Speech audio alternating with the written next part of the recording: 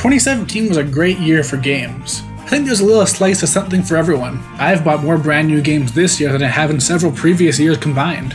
A lot of notable stuff came out this year. To start, the biggest releases of 2014, The Legend of Zelda Breath of the Wild and Persona 5, both finally came out. But Zelda was just one thing Nintendo had up their sleeves as they seemed to be recovering from their slump that climaxed during the Wii U. There was also a new 2D Metroid for the first time in ages, Super Mario Odyssey, a much needed breath of fresh air for the Mario franchise. 2017 has been such a good year that games that would normally be easy Game of the Year contenders like Horizon Zero Dawn are barely a blip on the radar. Having so many great things to choose from is a nice problem to have, but gaming has been going strong in other ways. Esports are starting to become legitimized as a sport, and brand new high-profile releases are already on their way to the clearance rack, thanks in no small part to their over-reliance on microtransactions. Seeing games like Middle-earth, Shadow of War, and Star Wars Battlefront 2 get what they deserve is cathartic at the very least. With so much to look back on this year, I want to talk about some of my personal highlights, in no particular order.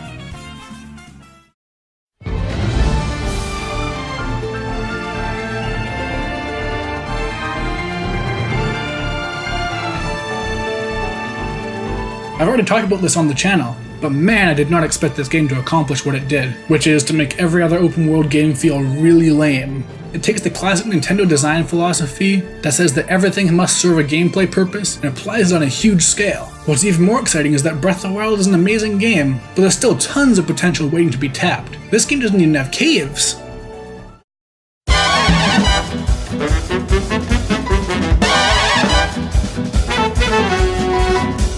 Cuphead is hands down the most inspirational story in gaming I've heard in a long time.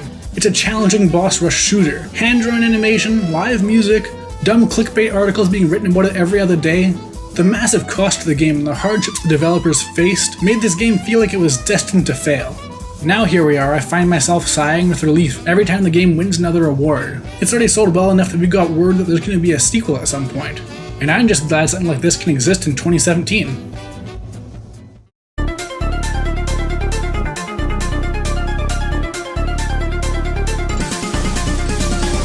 Sonic Mania is another triumph, having a team composed primarily of Sonic fans that went on to create the most well-received Sonic game in literal decades. The game is theoretically held back by how many levels are reused from previous games, but the stages are overflowing with so many ideas that it just makes the passion that went into this game palpable. The music by T. Lopes deserves to be talked about in a video all on its own.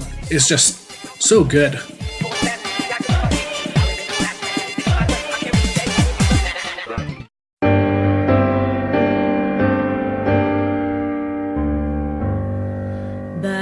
Some might say that Final Fantasy XV doesn't count as a 2017 release, and they'd be right, but it also doesn't count as a 2016 release. When the game is eventually finished, though, it seems like it's going to be unrecognizable.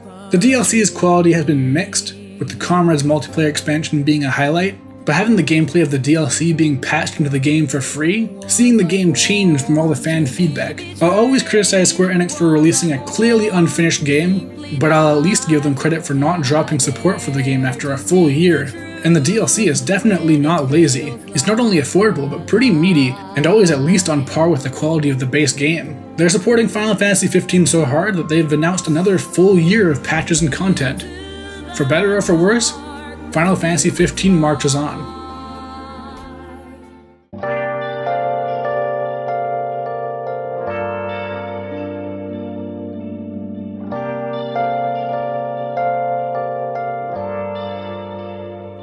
Persona games are always stylish, but Persona 5 is to go even further beyond. Honestly, the narrative isn't quite as tight as you might hope, but it's still enjoyable with a fun cast of characters. The upgrades to the gameplay systems, both in terms of presentation and functionality though, that's what really makes the game shine. Real dungeons to explore rather than randomly generated hallways, social links that give all sorts of useful abilities, and Baton Pass. Baton Pass alone makes this the best Persona game ever. The jump to HD might have taken the franchise a while, but it's off to a strong start with Persona 5.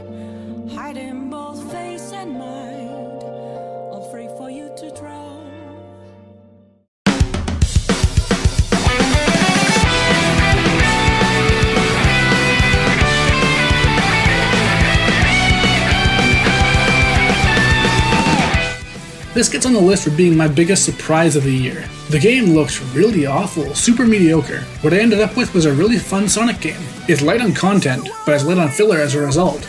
The low points of this game just plain aren't as low as the points that even excellent games like Sonic Generations had. And the custom avatar gameplay is such a brilliant addition, the most natural feeling gimmick a Sonic game has had in a long time. It may not be as good as Sonic Mania, not by a long shot, but it ended up being a lot better than I was led to believe. It's just fun, honestly.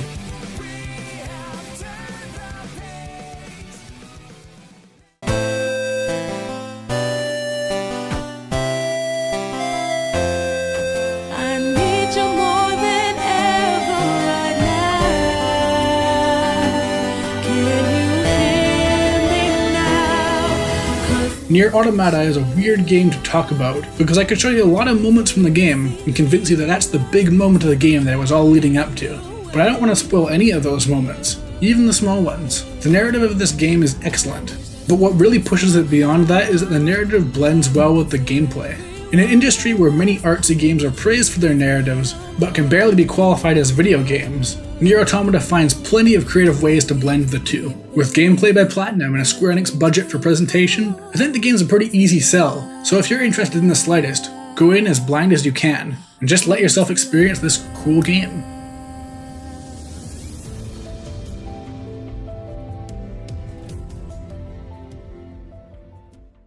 With a year so jam-packed with hits, you're probably wondering what could possibly be the best game this year. It took some doing, but I narrowed it down to 2 games. Either Kingdom Hearts 2 Final Mix for PS4 or Okami HD. It's incredible that 2 games this good can be released in 1 year. So that's 2017. 2018 though, that's going to be interesting. Nintendo's on a roll with the Switch, and we're due for some long-awaited projects to finally come to a close. Or at least get an update? Square Enix, can we get some news on Final Fantasy VII Remake? Please? Even a little bit would be fine.